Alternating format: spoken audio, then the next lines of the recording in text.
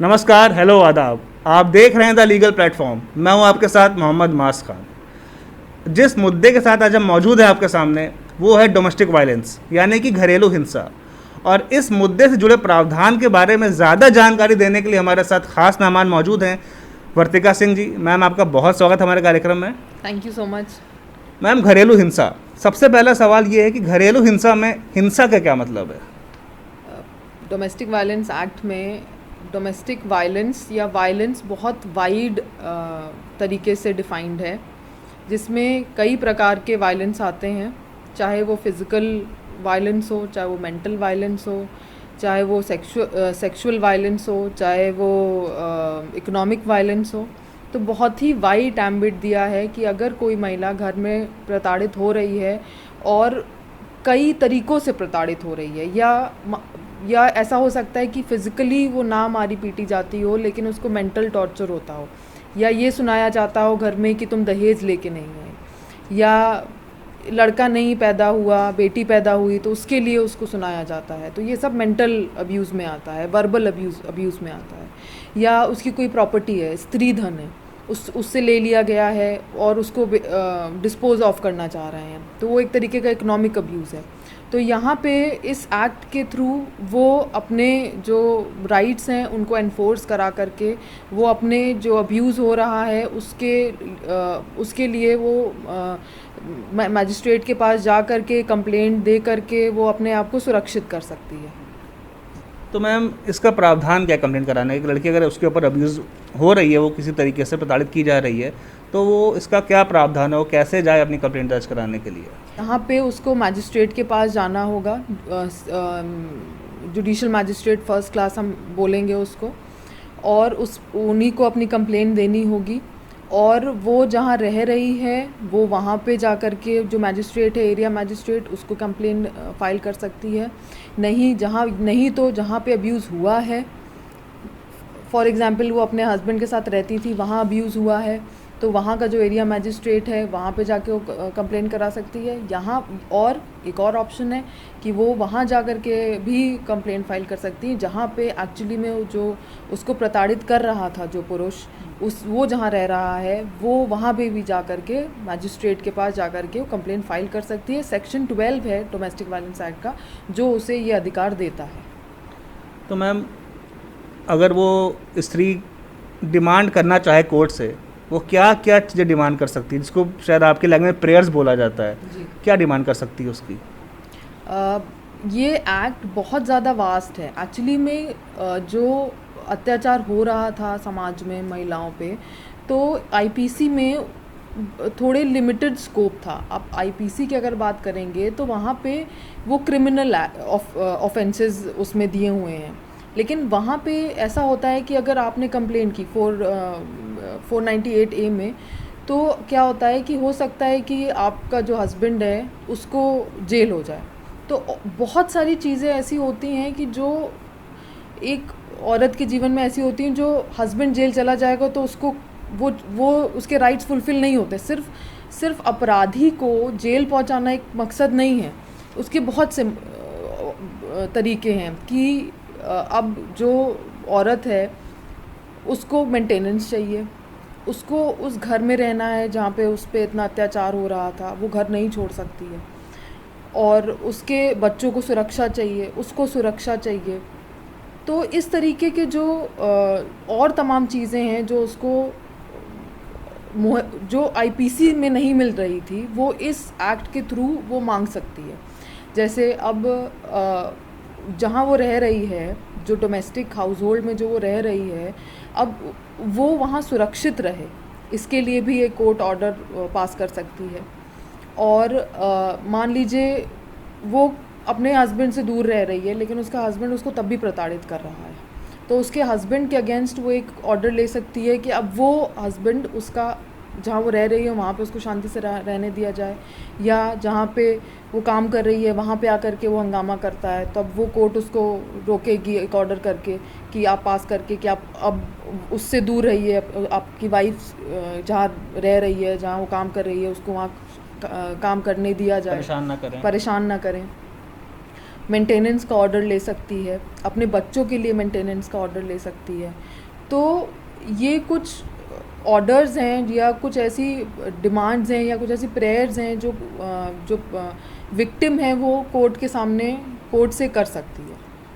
Maintenance की आपने बात की, यानी गुजारा भत्ता। जी। कि अगर हस्बैंड मना कर दे कि मैं नहीं दूंगा, तो फिर उस हस्बैंड के ऊपर क्या सज़ा लगेगी? क्या वो जेल देखिए, चला जाएगा? कोई भी ऑर्डर अगर कोर्ट का हस्बैंड नहीं मान रहा है तो वो एक तरीके का ऑफेंस है जो इस एक सेक्शन में इसमें दिया हुआ है, और वो यह ऑफेंस होगा कि वो एक तरीके से कॉग्निजेबल ऑफेंस होगा और नॉन बेलेबल ऑफेंस होगा। अगर Okay. कोर्ट का कोई भी ऑर्डर या इंटरिम ऑर्डर वो मानने से इनकार करता है या ब्रीच करता है, और इसमें इसको 1 साल तक की सज़ा हो सकती है, और या फिर 20,000 रुपये का जुर्माना उस पर लगाया जा सकता है, और हो सकता है कि इसको साल भर की सज़ा भी हो जाए और 20,000 का जुर्माना भी उसको लग जाए। तो ये सज़ा का प्रावधान। तो विक्टिम के लिए बेटर क्या है, कि वो पुलिस के पास जाए या सीधे कोर्ट जाए? क्या बेटर मेरे है? हिसाब से तो इस एक्ट का इस्तेमाल करे और कोर्ट जाए, क्योंकि ये बहुत वाइड एक्ट है, मैंने आपको बताया है, जहाँ पे उसको बहुत सारी रेमेडीज़ उसके सामने हैं जो उसको अवेल कर सकती है।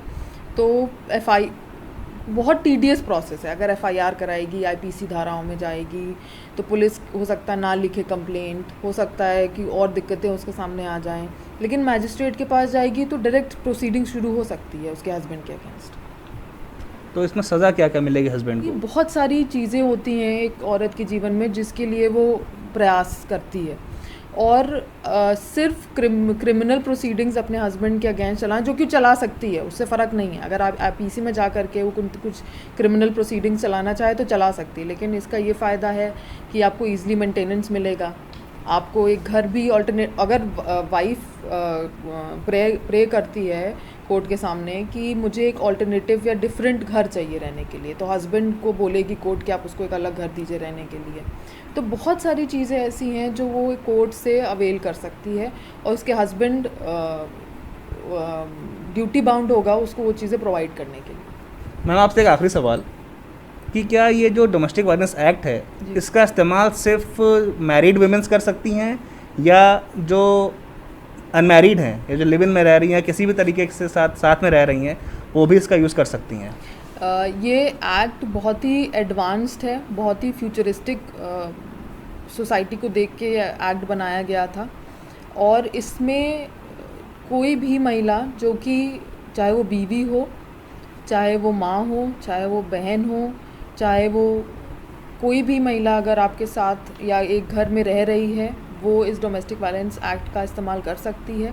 साथ में एक और चीज़ है जो सोसाइटी की नीड को ध्यान में रखते हुए और इनैक्ट की गई थी इस एक्ट में, वो ये है कि जो लड़कियां या जो महिलाएं अपने पार्टनर के साथ लिव इन में रह रही हैं, उन पे भी अगर किसी तरीके का वायलेंस हो रहा है जो कि इस एक्ट में डिफाइंड है, तो वो भी कोर्ट के पास जा कर के इस एक्ट का इस्तेमाल करके अपने राइट्स को एनफोर्स करा सकती हैं।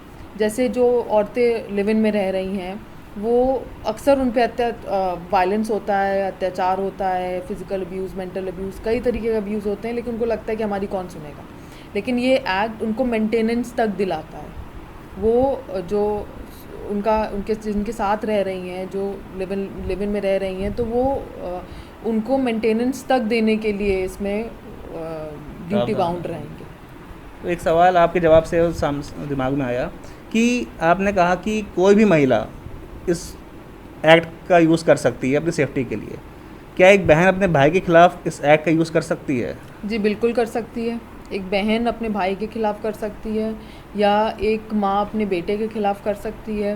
तो कोई भी औरत जो एक घर में रह रही है, डोमेस्टिक सेटअप में रह रही है, उसके पास उस पर किसी भी तरीके का अत्याचार हो रहा है, चाहे मेंटल, फिज़िकल, इकोनॉमिक, किसी भी तरीके का अत्याचार हो, इस एक्ट का इस्तेमाल करके अपने राइट्स को एनफोर्स करा सकती है, प्रोटेक्शन ले सकती है कोर्ट के द्वारा।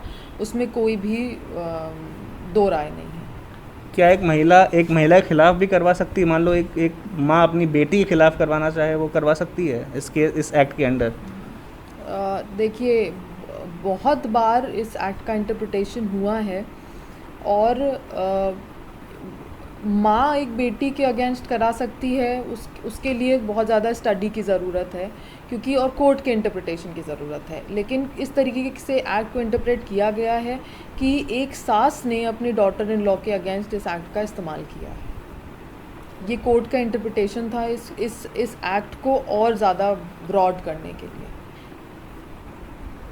शुक्रिया आपका हमारे साथ जुड़ने के लिए। ये कुछ सवाल दर्शकों के थे जो ये जानना चाह रहे हैं डोमेस्टिक वायलेंस के बारे में, जो इस चीज़ से अवेयर नहीं है। उम्मीद करते हैं आपके इन जवाबों से वो संतुष्ट हो जाएंगे जो हमारे दर्शक हैं। तो ये थी मिस वर्तिका सिंह जी, जिन्होंने आपके सामने डोमेस्टिक वायलेंस के बारे में जो प्रावधान था वो उसका सारे सेक्शन बताया आपको कि क्या क्या चीज़ें उसमें सज़ा हो सकती है हस्बैंड को, और कैसे एक जो विक्टिम है, जो महिला है, वो कहाँ पे जाके अपनी कंप्लेंट को दर्ज करा सकती है। देखते रहिए द लीगल प्लेटफॉर्म। मिलते हैं आपसे नेक्स्ट वीडियो में।